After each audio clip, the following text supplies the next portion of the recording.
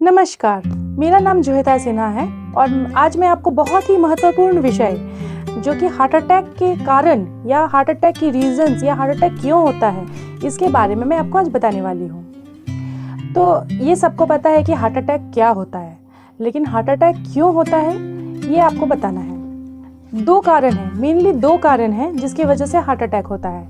पहला है modifiable risk factor and दूसरा है non modifiable risk factor.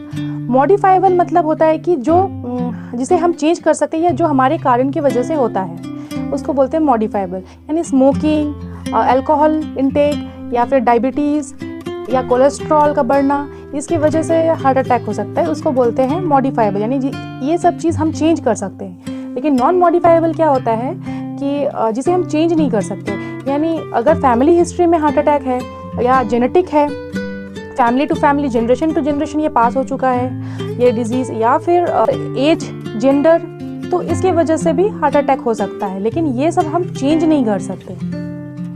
Okay, तो नेक्स्ट आते हैं हम लोग मॉडिफाइबल में। फर्स्ट आते हैं डायबिटीज़। तो डायबिटीज़ की वजह से कैसे हार्ट अटैक होता है? यस, डायबिटीज़ की वजह से भी हार्ट अटैक होता है, लेकिन क्यों? जैसे कि अगर आप कोई पानी में आप शुगर डालते जाओ तो क्या होता है कि उसकी डेंसिटी यानी थिकनेस बढ़ती जाती है। कभी वो जैसे मिठाई का रस होता है तो उसमें और चीनी डालेंगे तो वो बहुत ज़्यादा चिपचिपा और बहुत ज़्यादा गाढ़ा हो जाता है। तो हमारे ब्लड में भी अगर बहुत ज़्यादा शुगर बढ़ जाए, ऐसे तो नॉर्मल है 70 to 120 mg/dl हमारे बॉडी का ग्लूकोज लेवल, लेकिन अगर इससे ज़्यादा बढ़ जाए तो क्या होगा कि ब्लड थिक होने लगेगा, मोटा होने लगेगा ब्लड, तो और ज़्यादा शुगर ऐड होगा तो और थिक होगा, और ज़्यादा शुगर होगा तो और ज़्यादा थिक होगा। करते करते ऐसा शुगर ऐड होते होते एक टाइम आएगा जब ब्लड फ्लो ही नहीं हो पाएगा, ब्लड इतना मोटा होगा फ्लो ही नहीं कर पाएगा और एक जगह पे ये क्लॉट हो जाएगा। ये वही टाइम है जब कि हार्ट अटैक आता है। जब क्लॉट होता है तो हार्ट से ब्लड जा नहीं पाता और ब्लड हार्ट में आ नहीं पाता, यानी सर्कुलेशन नहीं हो पाता है, तो हार्ट का लोड बढ़ जाता है, as a result heart attack होता है। तो डायबिटीज़ एक मेन कारण है जिसके वजह से हार्ट अटैक आता है। नेक्स्ट हम आते हैं स्मोकिंग में। तो स्मोकिंग की वजह से कैसे हार्ट अटैक आता है? स्मोकिंग दो चीज़ें करती है हमारी बॉडी में। फर्स्ट है कि ब्लड को वो थिक करती है, और सेकंड है जो ब्लड वेसल्स है, यानी जो ब्लड पाइपलाइन है जिसको हम आर्टरीज एंड वेन्स बोलते हैं हमारी बॉडी के, तो इसमें क्या होता है कि ब्लड वेसल्स नैरो हो जाती है, यानी छोटे हो जाते हैं। तो अगर छोटे पाइपलाइन से अगर बहुत ज़्यादा थिक ब्लड पास होगा तो बहुत ज़्यादा लोड पड़ेगा वैसे भी हार्ट पे एंड ब्लड वेसल्स पे। अगर ये स्मोकिंग कंटिन्यू रहा तो ब्लड वेसल्स भी छोटे होते रहेंगे और ब्लड भी बहुत थिक होते रहेगा। एक टाइम आएगा जब हार्ट का लोड बढ़ जाएगा और जिसके कारण हार्ट अटैक आ सकता है। थर्ड है कोलेस्ट्रॉल।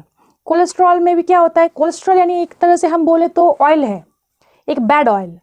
अगर हम बहुत ज़्यादा फैटी फूड लेते हैं, अगर बहुत ज़्यादा ऑयली फूड लेते हैं, जंक फूड लेते हैं, तो फिर क्या होता है कि कोलेस्ट्रॉल बढ़ता है। अगर बहुत ज़्यादा अमाउंट में कोलेस्ट्रॉल बढ़ा तो ब्लड थिक हो जाएगा, एज अ रिजल्ट हार्ट में लोड बढ़ेगा और हार्ट अटैक आ सकता है। तो ये सब कारण है जिसकी वजह से हार्ट अटैक होता है, जिसे हम चेंज कर सकते हैं अपने डाइट से, अपने एक्सरसाइज से। तो ये सब चेंज, जिनको डायबिटीज़ है या फैमिली में किसी को डायबिटीज़ है, उनको पता है कि इनको डायबिटीज़ है, और तो उनके नेक्स्ट जनरेशन को भी चांस रहता है कि ये डायबिटीज़ हो सके। तो अगर ये फैमिली में है ये डायबिटीज़ और नेक्स्ट जनरेशन को पास हुई है या नहीं भी हुई है तो भी उनको इंटेंसिटी रहता है कि डायबिटीज़ हो सके। या फैमिली हिस्ट्री में अगर कोलेस्ट्रॉल ज़्यादा है तो भी ये पास हो सकता है। तो बहुत ज़्यादा मतलब अगर हार्ट डिजीज़ पहले से डिटेक्टेड है तो बहुत ज़्यादा एक्सरसाइज नहीं करना है, डीप ब्रीदिंग एक्सरसाइज करना है, ब्रिस्क वॉकिंग करना है खाने के बाद, और बहुत ही कार्बोहाइड्रेट्स एंड ऑयली फूड्स को अवॉइड करना है। लेकिन अगर फर्स्ट स्टेज में है, अगर आपको लगता है स्मोकिंग करते हैं आप या अल्कोहल थोड़ा लेते हैं, तो फिर आपको brisk walking, heavy exercise and good diet आपको लेना पड़ेगा, जिसमें कि बहुत ज़्यादा fatty food, butter, cheese and अभी जो जंक फूड है वो अवॉइड करना पड़ेगा। तो इसकी वजह से ये हार्ट अटैक होता है। लेकिन अब हम आते हैं नॉन मॉडिफाइबल रिस्क फैक्टर में, जैसे कि एज। एक ह्यूमन लाइफ में एक टाइम आता है जब हार्ट का लोड बहुत बढ़ता है। अगर वो आप फिजिकल एक्सरसाइज करते हैं ओल्ड एज में बहुत ज़्यादा, या फिजिकल एक्टिविटी बहुत ज़्यादा करते हैं, तो हार्ट को भी उतना ही कैपेसिटी होना चाहिए लोड लेने के लिए। अगर ये नहीं हो पाता तब भी ये हार्ट अटैक के चांसेस होते हैं। नेक्स्ट है कि जेंडर।